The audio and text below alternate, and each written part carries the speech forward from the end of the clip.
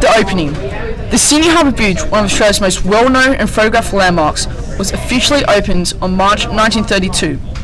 The Sydney Harbour Bridge was built to connect the northern shore and the southern shore. Sydney was once divided into two cities, the South Shore and the North Shore.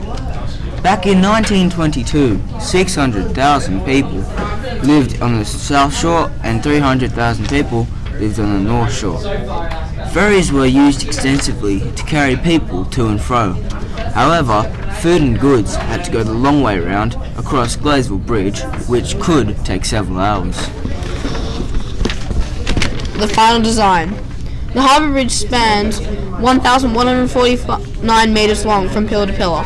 It stretches across the Sydney Harbour from Dawes Point in the south to Milson's Point in the north. The main section of the bridge is its central arc, which is 503 metres long. The top of this arc is 134 metres above the sea level. The clearance under the bridge is 52 metres. The road over the bridge has 8 lanes for road traffic, cars, horses, etc., 2 railways for trains, and 2 footpaths for pedestrians. The bridge was built by the British firm Dorman Long and Co. Ltd. of Middlesbrough, and was designed by Sir Ralph Freedman, who was an English engineer, and was supervised by John Jacob Crewe Bradfield, who was an Australian engineer. The construction of the bridge ended on the 19th of January 1932. The construction for the Sydney Harbour Bridge began in 1924. It took 8 years to build, with 1,400 men at the cost of £4.2 million. 6 million hard-driven bolts and 43,000 tonnes of steel were used to construct the bridge. 272,000 litres of paint was used. Ferry traffic had become chaotic. By 1908, there were 13 million passengers crossing a year. This made for a very busy and dangerous Sydney Harbour.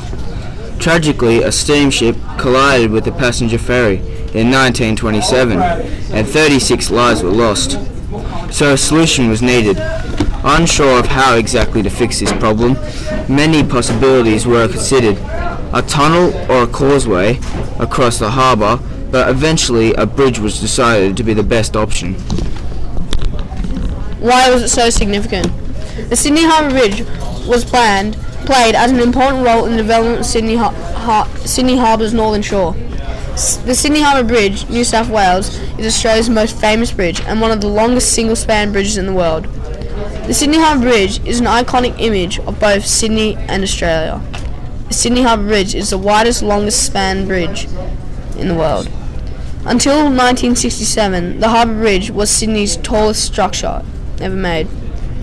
The bridge was created jobs at the time, since it was made during the Great Depression. The bridge opening was on the 19th of March 1932. Before Jack Lang, the US Premier at the time, could cut the ribbon to open the bridge, Captain Francis de Groot, a member of the New Guard political group, came running down on a horse and slashed the ribbon with his sword. Captain de Groot believed that the only person who should be cutting the ribbon should be someone from the royal family. Captain de Groot was then arrested. The ribbon was tied back together, and the Premier of New South Wales cut the ribbon to open the Sydney Harbour Bridge. On the day of the bridge opening, de Groot, dressed in his World War I military uniform, snuck into the official procession.